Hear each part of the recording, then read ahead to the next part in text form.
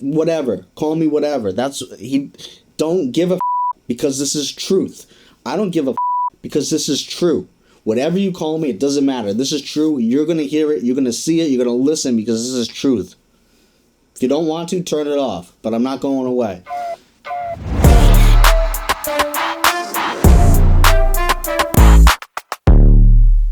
What's going on, everyone? Mike Griff back with a brand new reaction. Today, we're jumping into Eminem Rhyme or Reason. Now listen, I've heard all of Eminem's songs before. I've heard this before.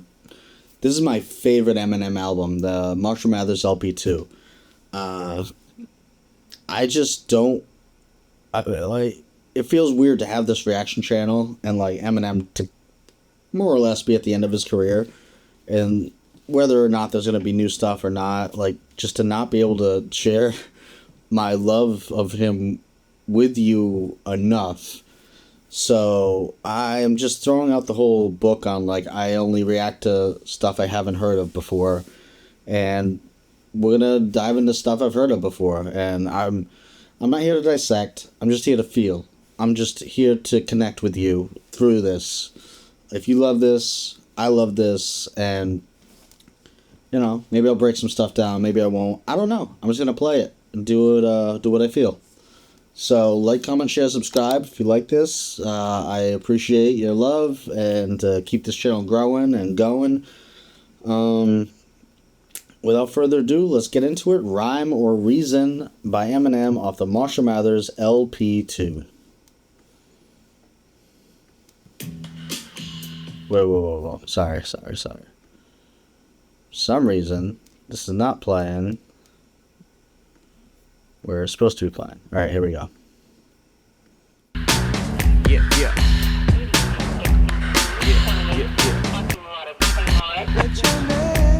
Marshall. I don't have one.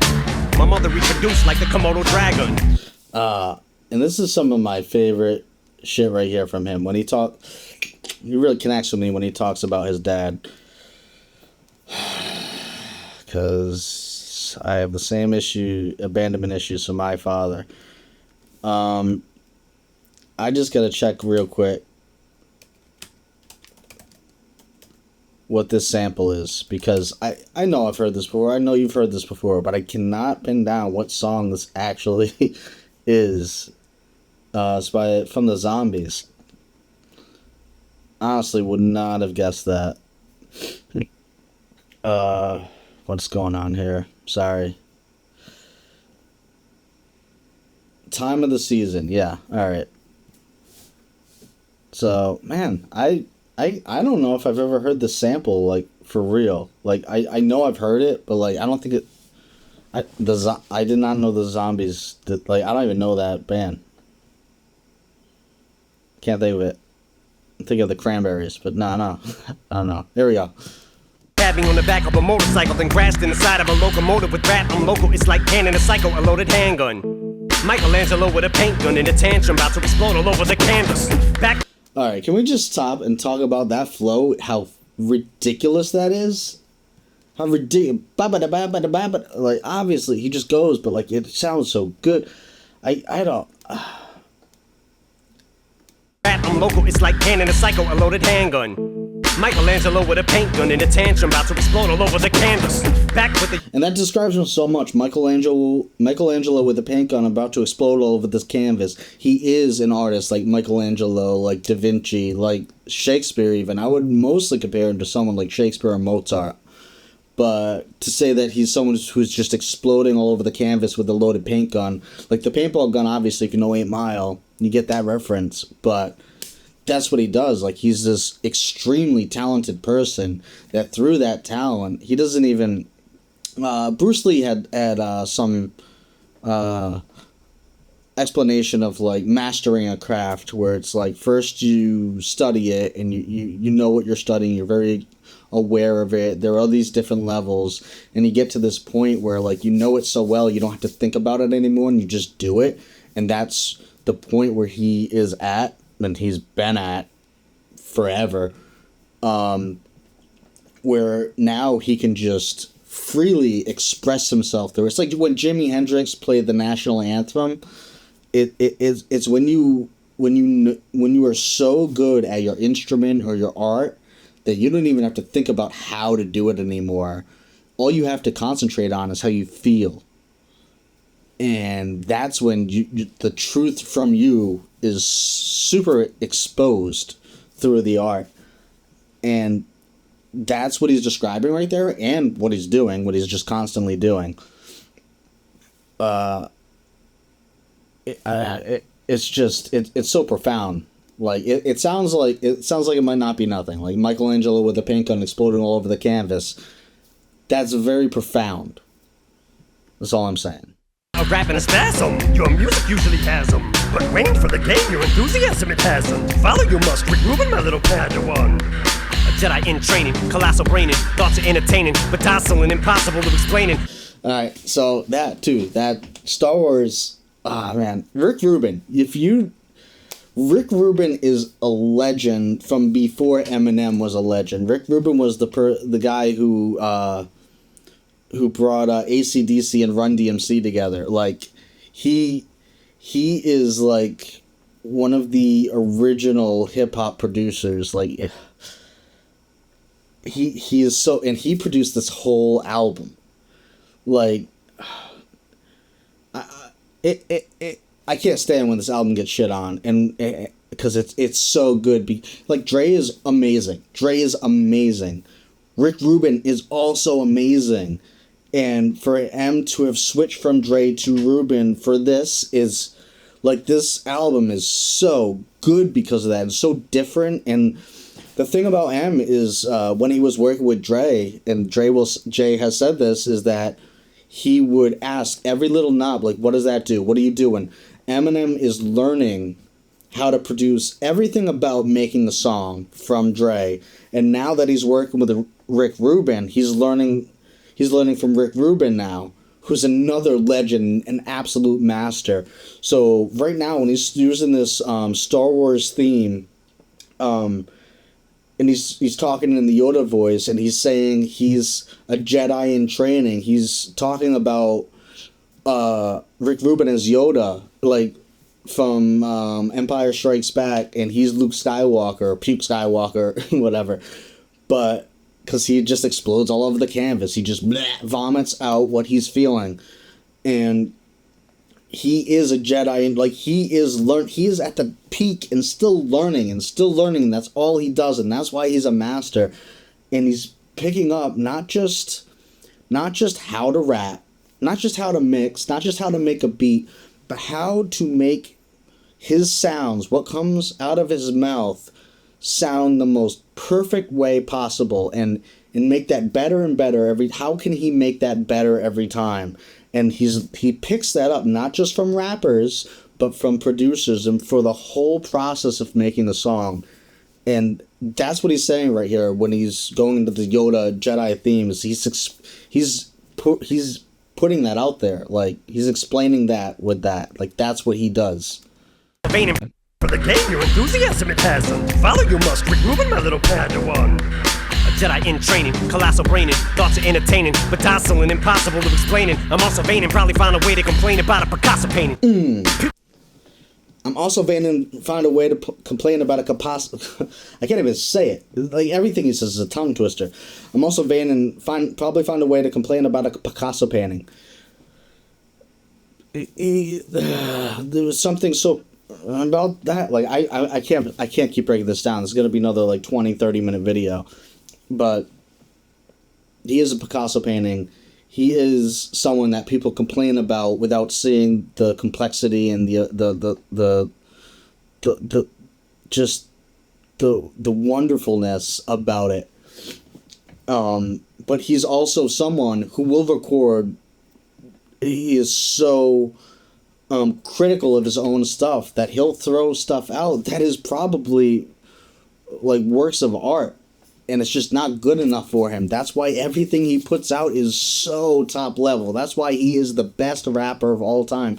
That's why no one has the longevity he has. Like, he is so focused on making the best, and he is the best, and everything he does, I'm sure, except put fact aside, is so good that he will throw out that good stuff just to have like the cream of the crop, and the cream of the crop for Eminem is like something nobody can touch. Like, so to say he'll complain about a Picasso painting is saying he'll complain about his own music even that is as good as a Picasso painting, but it's still not to his level. Not enough for him to put out there, which is wild and so true. I walk up but sound like Chewbacca when I talk, full of such blind rage. I need to see an eye dog, can't even find the page I was writing this rhyme on. Oh, it's on the rampage. Couldn't see what I wrote, I write small. It says, ever since I drove a 79 Lincoln with white walls, had a fire in my heart and a dire desire to aspire to die hard. So as long as So that mixing right there, that Die Hard, that's Rick Rubin. That's the shit I love in this album, where things switch up like that. Like, it happens a lot in Berserk. Well, I'll do Berserks another time, but just listen to that is Rick Rubin when just his normal rapping kind of switches out into another version of him rapping or. I'm on. Oh, it's on the rampage. Couldn't see what I wrote, I write small. It says, ever since I drove a 79 Lincoln with white walls, had a fire in my heart and a dire desire to... Fire in my heart, those harmonies that come in, and then when it cuts to him, Die Hard! Like, that's Rick Rubin deciding that, and Eminem is picking that up as he's doing this album, and you'll see in the progression after this album where he utilizes that. He's learned from this. He is the Jedi in training. It's this. Die hard! So as long as I'm on the clock punching this time card, hip-hop ain't dying on my clock. I'm sorry I keep pausing this. As long as I'm on the clock punching this time card, hip-hop is not dying on my watch. That is so legit because he, if you know, treats this like a 9 to 5, and 9 o'clock he punches in. He does what he does, and if he's working with somebody at 5 o'clock, it's off. It doesn't matter if he's halfway through his verse or not, or he's like, I'll see you tomorrow. It doesn't matter. Like, it's a 9 to 5 job for him. He takes this very seriously, and he also compartmentalizes his time for his daughters and his family, so he has a balanced life and is just feeling very balanced and is able to dedicate the appropriate amount of time to this he takes this seriously, where he is like, I am holding up the game, and he did, and he does. And who else is like that? Tell me, who else treats their art like a 9 to 5? When you're free to just do whatever you want and you're a millionaire and you're making all this money and you don't need to? Who has that dedication and that passion to still do that? Like, it's almost like, what is driving you, bro? Like, why? Thank you. And that's amazing, but like, what for? Like, and it's just in him. It's an addiction. It's a necessity. It's like something he was born to do, and he has to do it. And it's what stabilizes him. Sometimes when I'm sleeping, she comes to me in my dreams. Is she taken? She taken? Is she mine? Don't got time, don't care, don't have to shit to give. Let me take you by the hand to promised land and threaten everyone, 'cause there's no rhyme or no reason for nothing. And I love how he sounds, because he sounds like he belongs in the original song. Like, he didn't have to sing that, but he sang that so well. Like, it's like, wait, was he in the original song? Like, he melds with the sound. He's so good at melding with the sound and just making it his own, and revitalizing what was, and just making you forget about the old song and making it new. Like, Marshall. also notice, I believe the first verse he was Eminem, right? Where are we at? 136. What'd he say? Then grasped in the side of a local Marshall. Alright, so he says Marshall twice. This is still him going through his three personas, I believe. But it seems like it's Marshall and Marshall. So he's talking as himself. And he's laying it out for you, vulnerable, being vulnerable. Nothing. Now, Marshall. I don't know him, but I wonder. I like that part. Who's your daddy? I don't know him. There's so much fucking feeling in that. And then when he's, are you rich like me? Ha! There's something so beautiful about him laughing at that. But yeah, this is still him being. It's this song is a lot about his dad, and a lot about him being vulnerable about it, but also being empowered because of it. So it's like that beautiful pain type thing. Like there's beauty in the sadness or whatever. Anytime, show you what you need to live. No! If he had, he wouldn't have ended up in these rhymes on my pad. I wouldn't be so mad, my attitude wouldn't be so bad. Yeah, Dad, I'm the epitome and the prime example of what happens when the power of the rhyme falls into the wrong hands and Nothing. I'm sorry, I brought it back. That part is the best part of the song for me.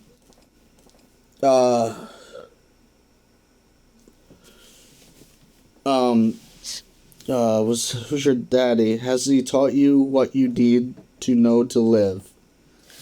No. That's so fucked up. So fucked up to have a dad who wasn't there, who didn't teach you that shit. I can't imagine not being there for my girl. I have a little baby girl, she's 2 years, 9 months, and the anger, like I don't know if I have the anger he has anymore. I've gone through shit with my dad. I've tried to get rid of the anger by forgiving him, whether he deserves it or not. I just didn't want to hate or be angry anymore. But has he shown you what you need to know to live? No. If he had, he wouldn't have ended up in these rhymes on my pad. I wouldn't be so mad. My attitude wouldn't be so bad. Yeah, Dad. Like,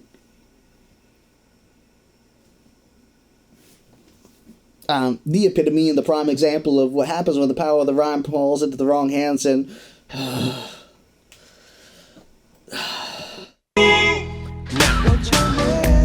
Marshall. I don't know him, but I wonder. Rich like me. Has he take us anytime? Show you what you need to live. No! If he had, he wouldn't have ended up in these rhymes on my pad. I wouldn't be so mad, my attitude wouldn't be so bad. Yeah, Dad, I'm the epitome and the prime example of what happens when the power of the rhyme falls into the wrong hands and makes you wanna get up and start dancing. Even if it is Charles Manson who just happens to be rapping, blue lights flashing, laughing all the way to the bank, lamping in my Kmart mansion.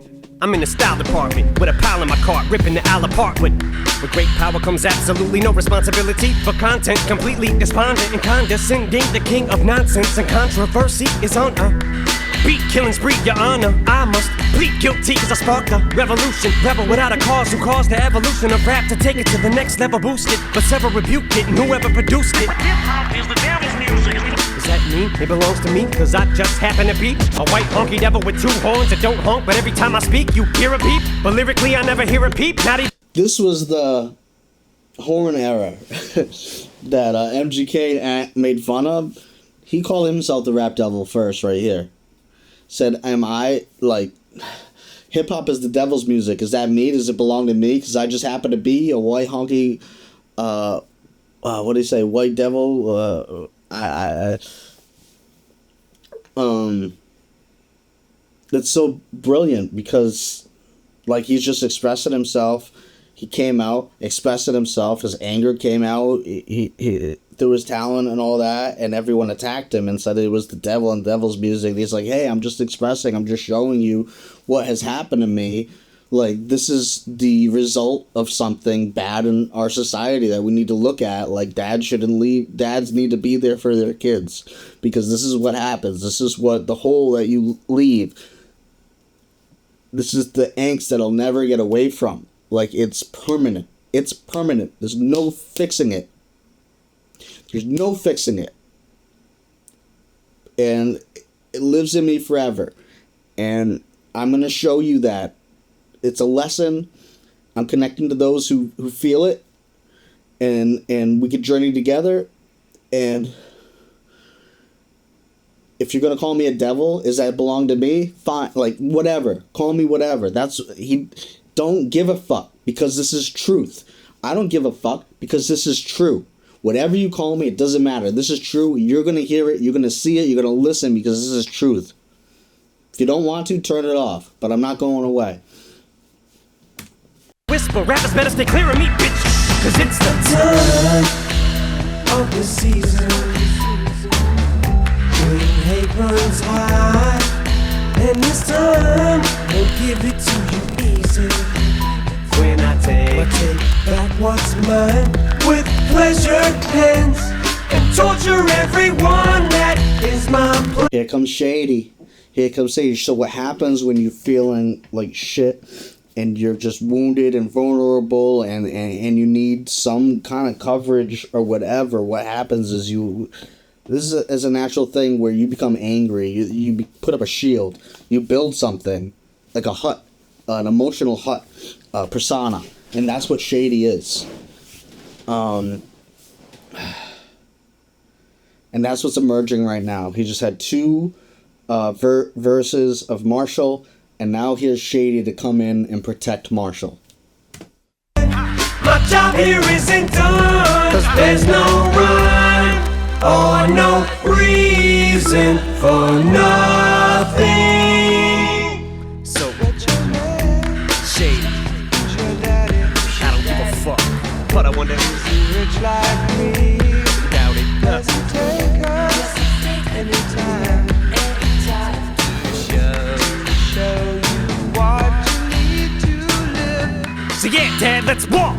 Let's have us a father and son talk. But I bet we wouldn't probably get one block without me knocking your block off. This is all your fault.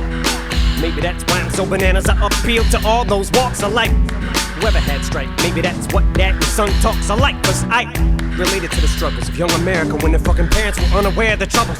Now they're ripping out their fucking hair again, it's a stare-ruckle. I chuckle, 'cause everybody bloodies their bare knuckles. Yeah, better beware, knuckleheads. The sign on my hustle says don't knock. The door's broken, it won't lock. It might just fly open, get cold-cocked. You critics come to pay me a visit. Misery loves company, please stay a minute. Kryptonite to a hypocrite, zip your lip. If you dish it but can't take it, to be... He's telling you. Ugh. Maybe that's what father and son talks of life. That's such a heartbreaking sentiment. As a 40-year-old, he has no fucking idea what a father and son talk is like. Like a true father and son talk. I don't know. I mean, I have a stepdad, but like,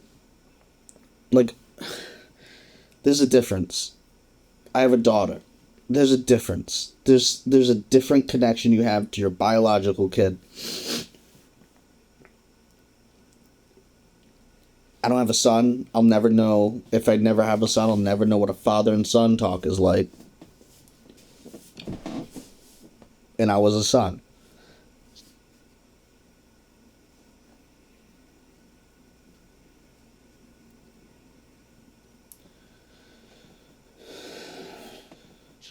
Stoned in your glass house to kick rocks, then you wonder why I lash out. Mr. Mathers as advertised on the flyers, so spread the word, 'cause I'm promoting my past until I'm passed out. Completely brain dead, Rain Man doing a bank head in a restraint chair. So bitch, shoot me a look, it better be a blank stare, or get shanked in the pancreas. I'm angrier than all 8 other rain gear put together with Chief Keef, 'cause I hate every fucking thing, yeah. Even this rhyme, bitch, and quit trying to look for a fucking reason for it that ain't there. And I still am a criminal, 10-year-old degenerate grabbing on my genitals. The last Mathers LP done went diamond. This time I'm predicting that this one will go emerald. When will the madness end? How can it win? There's no method to the pad and pen. The only message that I have to send is dead. Come back at it again. Yeah. So this is running too long. I'm sorry, man. These Eminem reactions are gonna run long. Be prepared. I don't have that Slim Shady in me anymore. I can't. I just feel the sadness, and that's a good thing. Because anger is a cover for sadness, and if you only resort to anger, you never get to feel the sadness. Then you never get the. You never really. It morphs into something ugly. If you don't get to feel the sadness, you don't get to leak it out. It's like not to be graphic or disgusting, but it's like a blister with pus that you have to you have to let the pressure out, and masking it with anger doesn't do that. It just builds, and you get septic, and it goes throughout your body and takes over, and it makes you sick all over. Anger's a bad mask for sadness. That's what anger is. You need to learn to not be angry. You need to learn to be able to be vulnerable, to be able to be true to yourself. You and you. You need to understand where your feelings are coming from, why you're feeling them, and have the courage to face those feelings. Because if not, it's going to get septic. It's going to affect your whole self. And it's going to come out in very ugly ways to the people around you. And you won't even realize it. And you'll get mad because you'll be like, this is just me. This is how I feel. But you're sick. You're sick. There's a sickness in you. And only you can heal that. Only you can see that. And only you know how to deal with that. And it takes a lot of courage to do that. You got to get rid of the shady. You got to get rid of the shady. And you got to just cry when you need to cry. Like, if you got to go take a second, take a second. I mean, obviously, don't just, like, you're out in public or you're working in your job, don't just stop crying or whatever. Like, you know, you put up with what you need to put up with, but, like, be aware. Be aware of your feelings and what you're putting out in the world and why you're putting that out in the world, and just be like, I'm feeling this way right now. I have to get through this moment, and I have to take a second for myself so I can relieve this, throw on a song, whatever. Have some catharsis. Catharsis is a very necessary thing for being a human being. That is listening some art, watching a movie, something that will make you cry, honestly, and get in touch with the negative feelings and as close to them as possible. Like, it's not going to kill you. Don't be scared of the bad feelings. It feels good to cry. It's a release. It's tough to, you know, a lot of people have just traumatic memories and images they don't want to go through, but you can't block them out because they aren't actually hidden or not affecting you. They're affecting you subconsciously. And you need to be brave and have your conscious mind reflect on them and get through them to the point where you're kind of numb to it almost. Like you're like, all right. Let's go on. Like, I cried, I did whatever. I don't need to do that anymore.